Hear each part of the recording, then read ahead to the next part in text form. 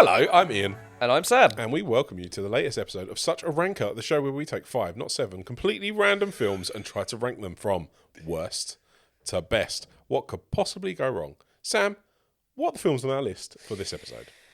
Well, the first film involves very famous babies. Babies. In fact, I think the only really famous babies as a collective. Unless you're talking about John Travolta's kids in Look Who's Talking. Ooh. They're famous that's babies. true. Or Baby's Day Out. Animated babies. We are talking about not the first, not the second, but the third Rugrats movie. Rugrats Go Wild. Rugrats Go Wild. 2003. I do have a confession. The third in the trilogy. Third in the trilogy. Yeah. I do have a confession to make. Yep. Going into watching this list, I thought it was the original Rugrats film. I wish it was the original Rugrats film because that's much more fun. It is very nostalgic. It is. But this film, I mean, it was quite nice to go into, a film with fresh eyes. Yeah. It'll be interesting where we rank this particular rat. Yep. And we are going to then go into the second movie, which is talking about famous rats, raccoons, yeah, trees, sticks. Guardians of the Galaxy. Volume 1. Volume 1. Yeah, 2014. Yes. Very first one. An iconic film of its genre and franchise. Yep. Arguably one of the best films of the Marvel universe. Arguably one of the best films of the 2010s. Yeah. I would say. Banging soundtrack. Yes. What's the next film? 2022's Nope. Technically, Jordan Peele's trilogy movie. Is it? No, it's just his third movie. No, it's just his third film. It's just his third film. I'm not going to lie, I actually have Barbarian on my list as the next film. So when you said that, I was like, oh, yeah. Oh, so you had the wrong order. Oh, yeah, my list might be in a slightly different order to the ones that we had before. But no, yeah, so we have Nope, yep. Jordan Peele, and Barbarian, a film by... Also 2022. Did that also come out in 2022? Yep. Zach Cregger. Who went on to do this year's Weapons. My favourite film of 2025. I've not seen it yet. It's fantastic. So please don't spoil it, because I love Barbarian. I'll tell you what, I'll be very intrigued what you think of Weapons. Okay. Okay. But the next film on our list. And we round it off. Well, we were talking about one credit during the Rachel McAdams podcast about islands. Yep. Can we include Shutter Island? Yeah, why not? Because we don't know about. If I include Jurassic Park, then absolutely we can include Shutter Island. The disdain, the complete and utter. No, you can't fucking use Jurassic Park in it. Yeah, but anyway, you definitely can. If you want to know more about that discussion, please click right here for Rachel McAdams' one credit after another. This isn't a YouTube video. Send help. There's no like video that's appearing above our heads. I thought it's been sarcastic. Oh, okay. Can I just say a small side note? I saw Send Help. Great, really good. Good. Yeah. Okay. I'd recommend it if you like Sam Raimi. My God, it's like Sam Raimi porn. Is it? Oh my God. Oh, I've just come and off. Your boy Dylan O'Brien, fantastic. Oh, okay. Yeah. Yeah. I need to go and see this film. Anyway, but no, it's literally everything that I want from a cinema movie at the moment. Sam Raimi and Dylan O'Brien. And an island. And Rachel McAdams like third or fourth on that list, but it's not Tahiti. It's an island off Thailand. Anyway, we're going. Speaking of islands, Rugrats Gone Wild. Where do we Is it pick Gone Wild or Go Wild? I thought it was Go Wild. It's Gone Wild, isn't it? Is it Gone Wild or is it Go Wild? Not that that's particularly important, but I mean, I feel like the fact that it's very interchangeable. It's Go Wild. It's Go Wild. It's Go Wild. Okay. Right. So, do you want to do a great depth about the Rugrats franchise and its place in the world? Do you know what? I'm not, because when I rewatched this, I realised that it's in 2003, and I completely and utterly forgot about everything to do with Rugrats. I liked Rugrats as a show. Yeah, I think everyone at some point really was into Rugrats because it was very mature. Like the parent stuff was very realistic. Yeah. They just looked exhausted. It was a very Nickelodeon show that just so happened to resonate well with parents and adults. Yeah. Parents and children, sorry. Yeah. So I think it like trod the ground quite well. And it was quite mature in as much as the kids were facing like challenges, but they were overcoming the challenges in a way that was normal, I suppose. Do you know what I mean? It wasn't like Maggie and the Simpsons who like would just kind of do things out of sheer luck. Or like, do you know what I mean? Yeah. Like, it's very, very difficult to make a show entertaining when it involves babies. yeah, oh, absolutely. And it does very well in its part. And obviously it did very well because it made 3 films. It made 3 films. So we had the first Rugrats movie, which is then him and the new brother. Yes. Then they go to Paris. They do. And then get it up to exploits there. All because Tommy's dad, usually in every scenario, is the reason for this. And then we then join this third movie where for some reason Tommy's dad thinks he can find an island for them to all go on holiday. They all treat him so badly. So badly. Badly. It's bordering on abuse. But it just felt like a series of unfortunate events to bring together 2 huge Nickelodeon franchises into one movie.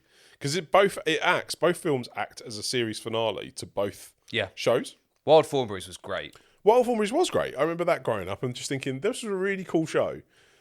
The problem is they don't really blend that well and they don't really need to exist in each other's spheres other than, like, say...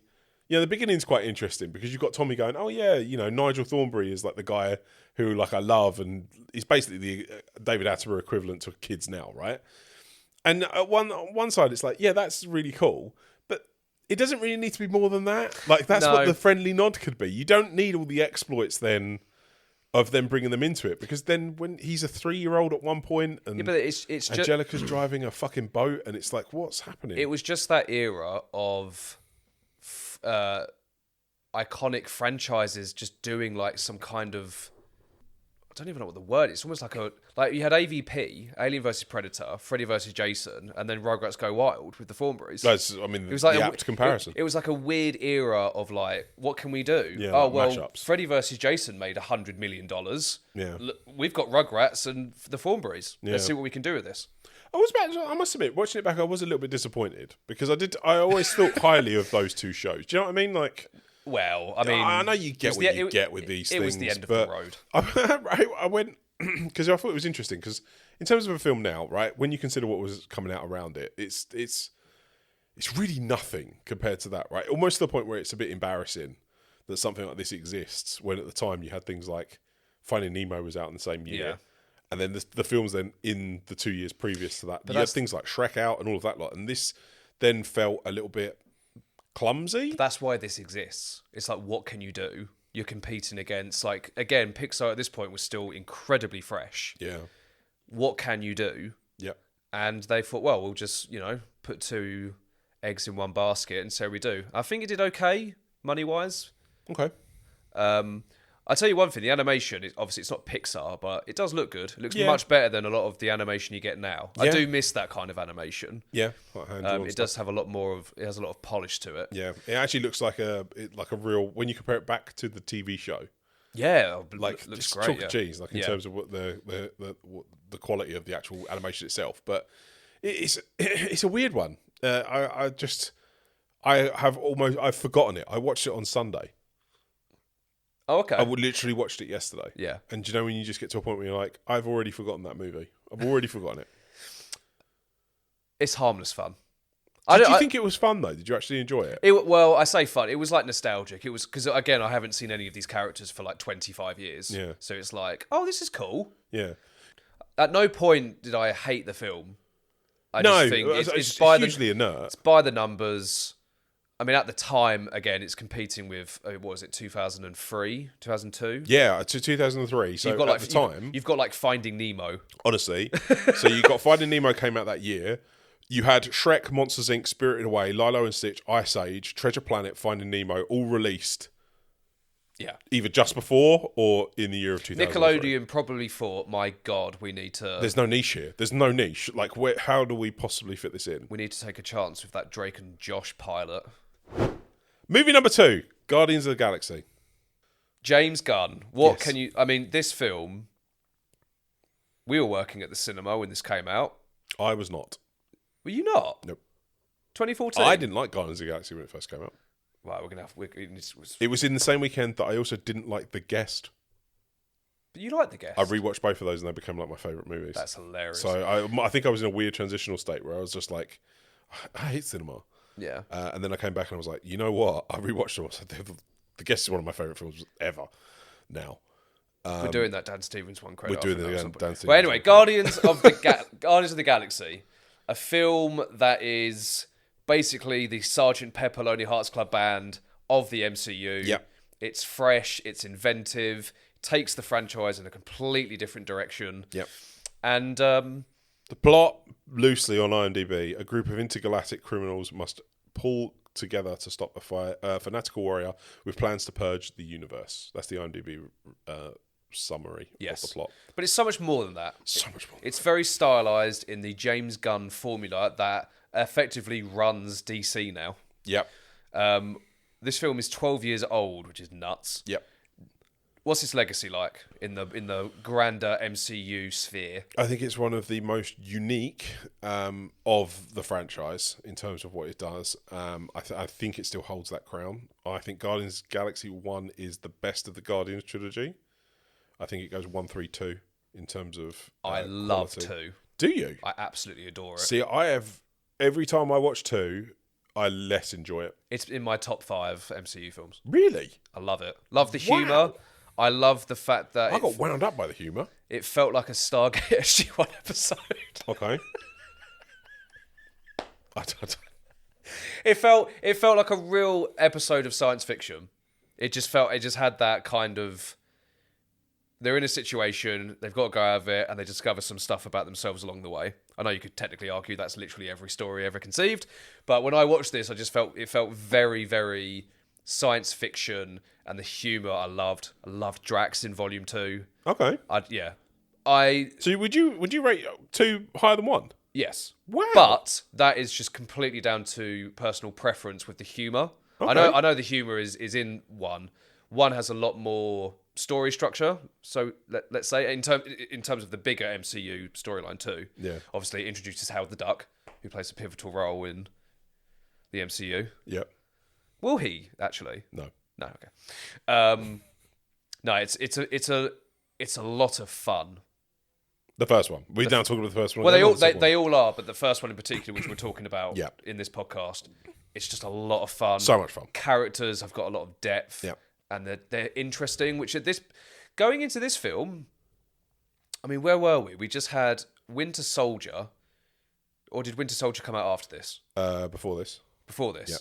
So we had a very serious Marvel film. Yeah, it would have done. And then 2013 MCU was quite bad. Yeah, with Thor: Dark World. For the Dark World. So I think this really kind of like sparked that fun that in many ways sort of set the tone for how Marvel went until Endgame. Do you think so? I think so. Yeah. I think it stretched the template. Yes, and I think it did it in a really good way. It allowed for a bit more stylization, as what you just described there, but it also allowed them to kind of play in genre in a way that they hadn't done before. They're very stuck to a very similar structure in terms of the origin story and where they were going to take certain like characters. And I think what they did when they got into, say, a bit of 2014, 2015, they were able to look outside of what they'd done. And then you're able to then play in a bit more genre. So you mentioned Winter Soldier, the whole noir storytelling type, very loosely based on that, but that's a different direction for Marvel. Guardians of the Galaxy was a slightly different direction. It just allowed them to kind of stretch out their template a little bit more, and then we got interesting stories that still revolved in that world. It just allowed them to do a little bit more with it.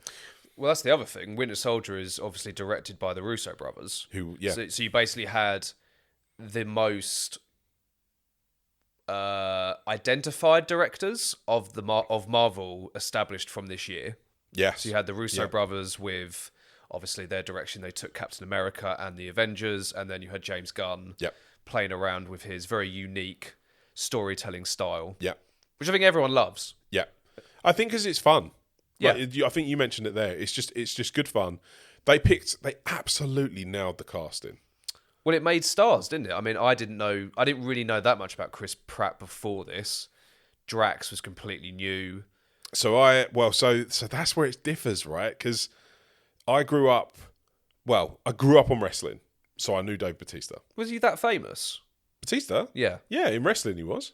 Was he like as famous as He was like a champion. The Rock? Yeah. He was Really? definitely yeah. He'd been like champion and No he'd memory of been it. like quite high up on the roster.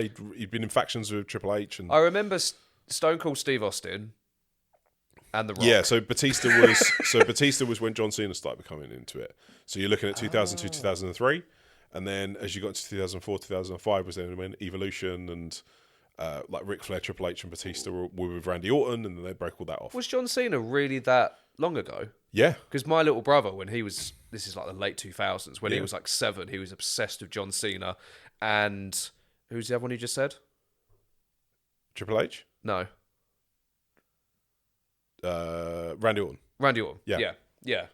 Yeah, so after when the Attitude Era finished, you then started going to like the PG rated, where they started to go, right, Yeah. I've got younger audiences. So that's when they brought in people like John Cena, and they used to have all that, like that. Then he used to then front essentially SmackDown.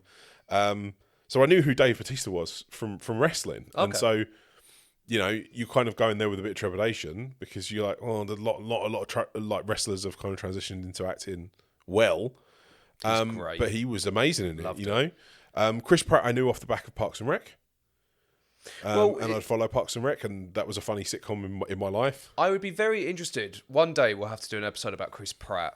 Okay. And because he, for me, is like one of the last big stars, like big like movie stars, where it's like you see him in a film and it's like appealing. And this kind of started didn't last that. very long. But that's what I mean. Like, did it turn out to be a disappointment?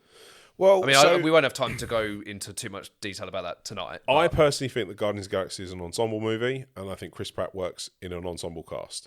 Okay. And I think that this is where a lot of Hollywood is a bit weird at the moment, in as much as the leading man has to eventually be tested. We spoke about Glenn Powell, right? Yeah. At the moment, is that he's really being tested now as a leading man. Does he have the star power to be a leading man? And at the moment, doesn't look like he does. He's in a film called How to Make a Killing, which is coming out in a couple of Which weeks. looks fantastic, by the way. But you're looking at like an A24 drama. Like, you're not looking like this guy's not leading blockbusters, right? No. Like, which we would have thought with the way he was going, that Running Man would have been that stepping stone into like the real huge blockbusters. But it was tepid. Chris Pratt's just making really Weird decisions. I swear he must have a contract with Amazon. Original crap. Yeah, like it's just weird. And then he was in this. Is it Mercy? There's Yeah. AI movie out this year and stuff like that. Yeah, it's one of those things where all his films just look the same. Yeah.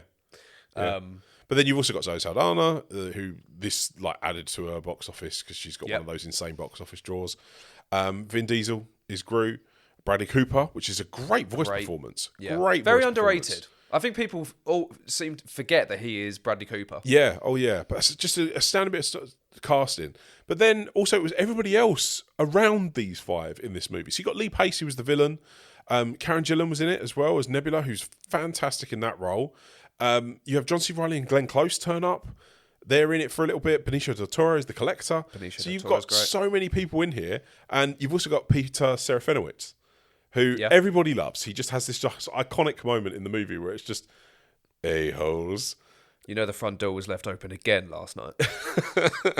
But yeah, I just think it's such a good, fun movie that has a really nice story about you choose your family type, like morals about it, I suppose. We haven't mentioned the key success of the film, the music. The music, yeah. My God. What a soundtrack. Brilliant. I listen to that soundtrack regularly. Me too. It is a great soundtrack. It's a great collection of movies, a great collection of songs, and it's just fun to listen to. So, next one? Nope. Nope. Do you want to talk about Nope now, or do you want to talk about your Barbarian? No, I'm just saying nope to you, like... Nope? Keep trying to hug me. Nope. Okay, right, 2002. Jordan Peele. 2002? 2022, sorry. Yeah. It comes off the back of Us. We spoke about Us, didn't we? A little while ago now. I think we're in the same camp of love Get Out. Yep. Us was somewhat disappointing. But still interesting. Interesting. Just didn't... Has a weird third act. Didn't nail the landing. Yeah, but it was a little bit disappointing. Nope then comes along. What do you think? Right, so when I saw Nope, it was the summer of 2022. and I watched it in a Cineworld outside of Wembley Stadium before a Coldplay gig. Okay. Now, I don't know whether people know Coldplay, but they're quite enthusiastic and, bombastic and loud and all sorts. Puts you in a good mood. Nope was just not the film to watch before going to a Coldplay gig. Watched it again. It's fine. Okay. It's very unoriginal. Okay. I think it is basically just, I'm going to do my version of Spielberg and a little bit of M. Night Shyamalan. Felt signs kind of stuff in this. Okay. It's fine. I prefer it to Us because it has a lot more of a story structure that doesn't sort of like skew off. Yeah. I like the performances. I always love something that feels like a Western. And I like the direction it kind of goes down, but just not enough for me to think this is very, very great. Because Get Out feels like I feel bad because you always fall into the trap of comparing it to Get Out. It's so hard not to, and Get Out is so great. Yeah. But Get Out is like original. We had not really seen like a Get Out before, and I feel like this just feels very derivative. But I think that was the point. So it's hard for me to like say that's a problem when I'm assuming it's like a love letter to science fiction. Letter, right? Yeah. So I agree with quite a lot of what you're saying. Just I think that's more additive to the experience I then had watching it. Did you like the atmosphere? Well, put it this way. You had a situation, for instance, where you watched it and then you were just like, well, okay, you watch it a second time, you're fine. I had such a profound experience watching this movie. I can only really describe it to people watching something like Close Encounters for the first time. See, I don't love Close Encounters. But do you know what I mean? Yeah, I had that type of profoundly moving experience in the cinema that I sat there in silence afterwards, completely and utterly engulfed and moved in how that film made me feel. And that's the only way that I can really find words to describe how this movie just completely and utterly absorbed me. That's not to say that the story and the plot and all things like that didn't feel familiar. I don't think this is a particularly fresh or new type of movie, right? It's not. There's nothing new coming from this where I was like, wow, I've never seen that before. But I don't think, as you mentioned, that is the point of it. I think it is a love letter to all of those larger science fiction films. And I think, weirdly, it's just more an opportunity for him to be able to emulate and just do that. Because cinema doesn't do that anymore. Cinema doesn't there's a moment in it when the alien comes over the top of you, everything falls silent, and it basically just completely like shuts down everything, and everything just falls into this like vacuum. You're there in that moment, and you can feel it. You can feel the weight of what's going on. Like there's a weird atmosphere to it. It creates like this sense of space. It just creates like this like kind of vacuum is kind of the best way to describe it. I just feel like I'm in that vacuum at that moment in time, and it's just I just had this just existential moment watching it almost, where I just took so much from it. Like I was just in awe of it. Yeah, is the best way to describe it. So you appreciate it from like a technical from a filmmaking standpoint and everything that it does within that sense. Yeah, I was absolutely blown away with it, because it just goes to show that it can still be done. I think it's like you could just create this like tension and this like atmosphere and this vista of intensity. It's just so tense. The whole film was the whole way through it, particularly when it's like, oh, it's here, but you don't know where it is, but it's hiding up in the cloud somewhere, and it's just. I was just able to just create just this environment, which is almost like akin to like Spielberg and the Raptors in the kitchen, where it's like. There's just this like creeping dread that's going on, and I just all that stuff was great. What might surprise you is I am filling this film with so much. I've got so much praise for this movie, but it's definitely not top of this list. No, I'm debating whether this or Rugrats Go Wild. Do you know what? No. Do you know what I mean? But that's the weird thing is that it's like it's not hugely original and it doesn't really do much with the medium of, let's say, sci-fi. But from a technical standpoint, I can't help but be utterly blown away by it. Right? Fair. And No, I can understand find that incredible. That, like, you know, Jordan Peele, who comes from a very comedy background, moves into horror, moves into sci-fi, and can just do stuff like this. And it's like, I want to keep seeing things from Jordan Peele. Please keep making things. Well, speaking of comedy actors who made directorial bones in horror, Zach Cregger. Yes. Did you know much about Zach Cregger? I didn't know. No. Well, yeah, this is actually, I mean, a lot of people think Barbarian, which we're about to talk about, is his like directorial debut, but he did co-direct a comedy film in the late 2000s, which is meant to be very bad. American Pie 7? Something like that. Are you serious? No, well, not American Pie, but It's like a frat comedy type frat thing. comedy, yeah. Wow, in 2009, they were dying at that point. They were dead. They were on their arse. Yeah. But Barbarian has given birth to a very promising filmmaker. Yes. And obviously, yeah, Weapons is his next film, which I'm sure we'll talk about again in the future. But Barbarian, I would say this film hits the mark for the most part, but it does have a far weaker third act than the first two.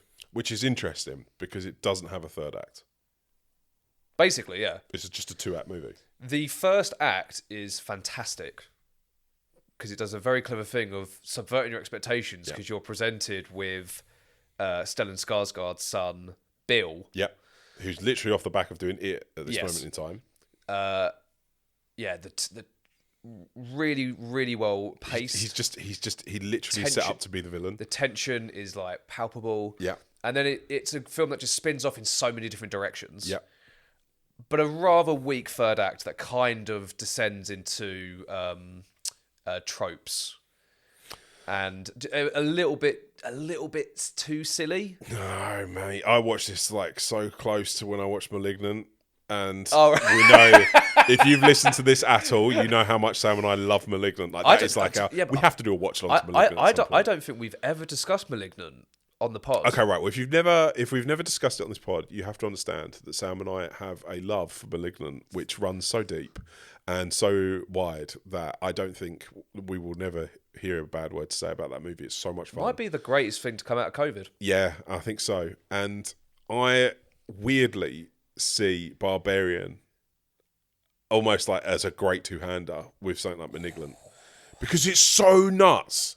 Like, it's one of those, but by the time you get to the end of it, you're like, what is happening? But it does so well. It doesn't need to, though. I love the fact that it does, though. Like, I don't know. It turns into The Hills of Eyes. Well, I don't know if it does. I think it goes a bit more extreme than The Hills Have Eyes. I think it's like this weird body horror, like, thing that just happens. But it is. You're right. It's like 3 short films tied together. I completely disagree that it's 3 short films. I think it's a 2-act film. Well, no, because the first short film is basically Bill Skarsgård and this woman, and it plays with that, like, should you trust these people, but you're in like a tricky situation, and then it flips on its head. Then you have Justin Long.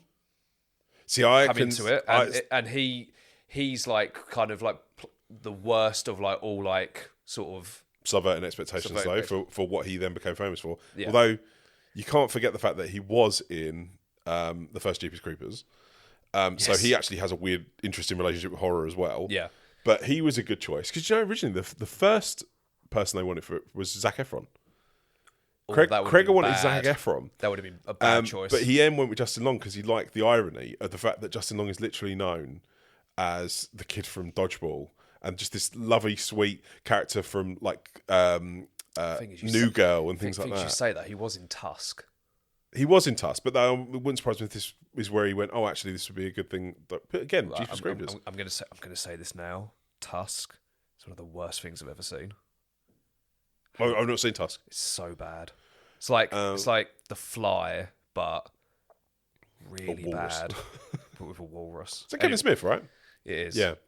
Anyway, yeah. So No, and the third short story is obviously about the two characters from the first two short films trying to survive the horrors that have been kind of,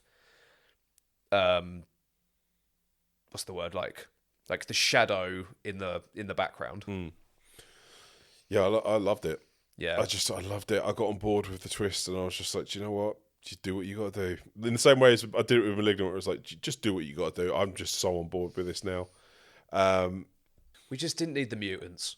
I loved it. We just didn't need them. Loved it. Just have it a little bit less nuts in the third act. No, because the messages are really good. I disagree that there's a third act.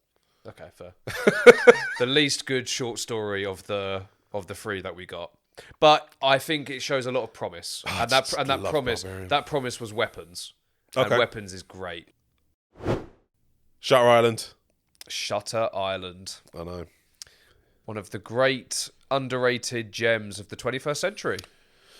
Underrated, but is being lovingly reappraised for the film. I mean, honestly, film to change genre that moves between first and second viewing just goes to show how good Martin Scorsese is. Is this the most out there Scorsese film where it's so different to a lot of his previous work? So the criticism at the time was that this was his most wide appeal movie ever. And I think what they meant by that criticism was that it basically lacks any of the depth of his other films. It's very commercial, right? So, and I kind of get that on first viewing. It has a magic power, this film, in that the second viewing is a better experience, like tenfold. Once you know the twist of it, and it becomes a completely different experience. But the key is that the first experience is still mesmerising. Yes. Because a lot of films, like I would put like Tenet in that list, where you kind of need to see it 17 times to kind of know what's going on. So the first one is almost like just building blocks for the second viewing, and then that's building more blocks. Like the first time you watch Shutter Island, it's kind of like Memento, where you're completely zoned in.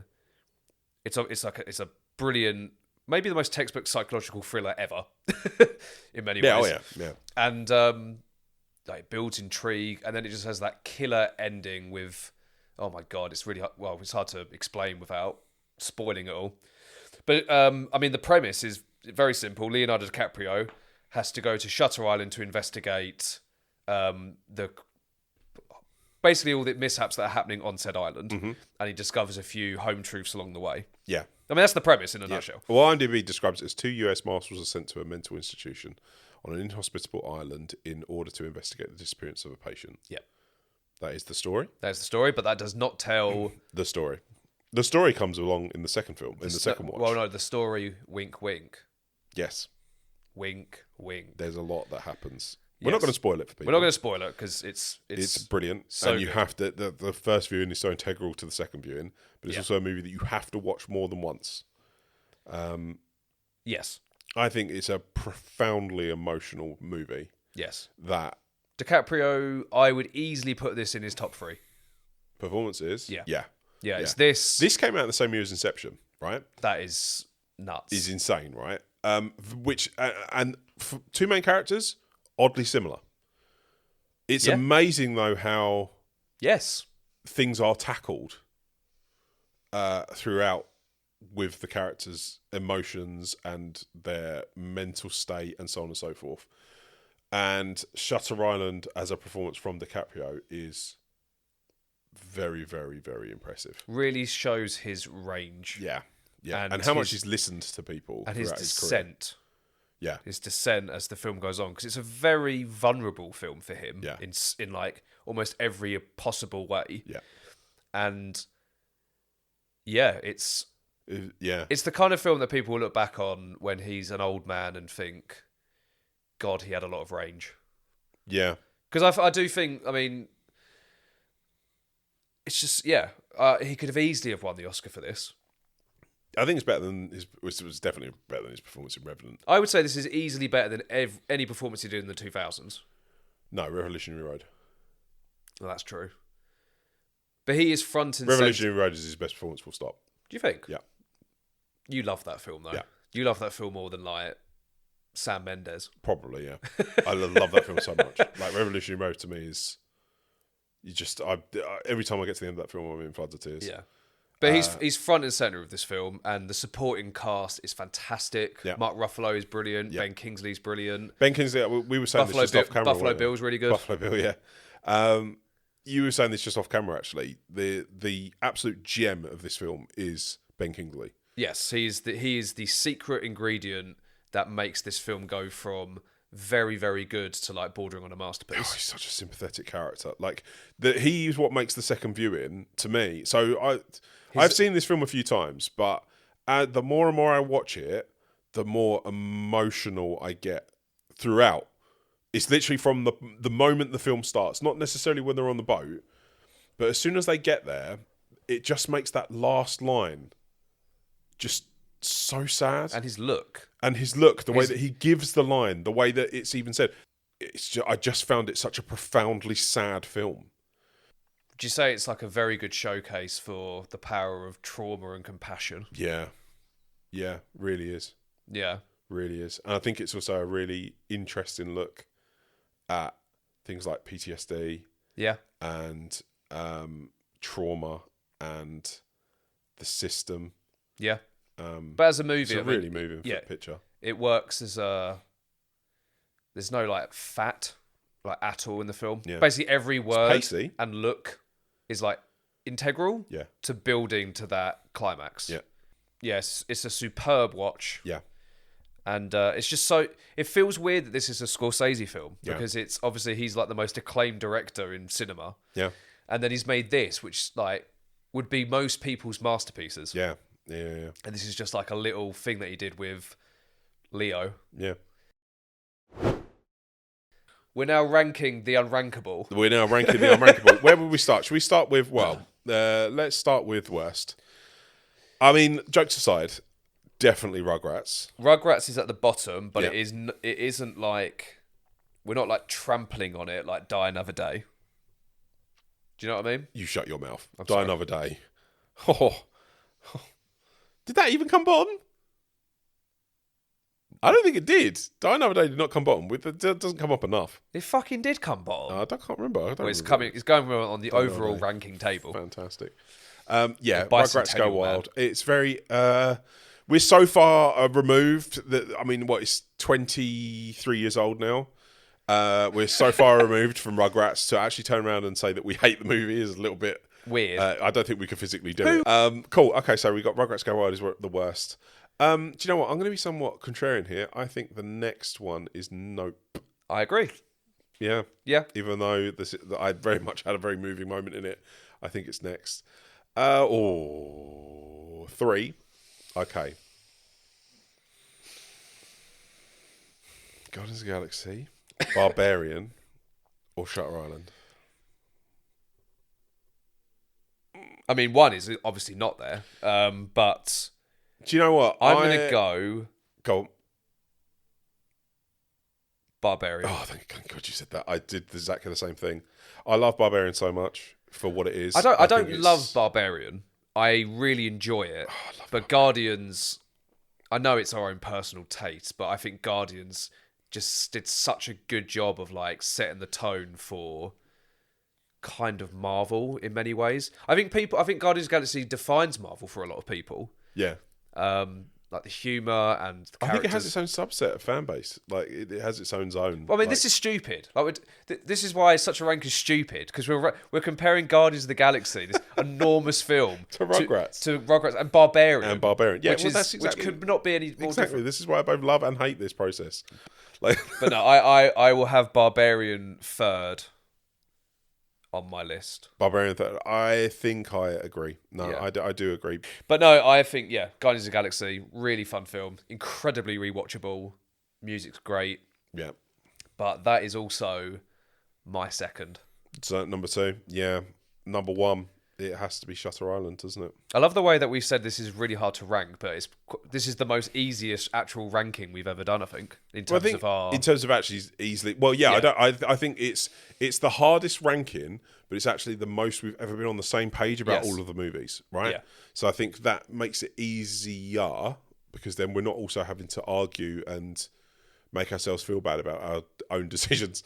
But it's really hard because we haven't really talked that much about what happens in Shutter Island, where I just want to talk about Ben Kingsley's, like, the way he talks and explains what has unfolded for 2 hours and that devastating blow.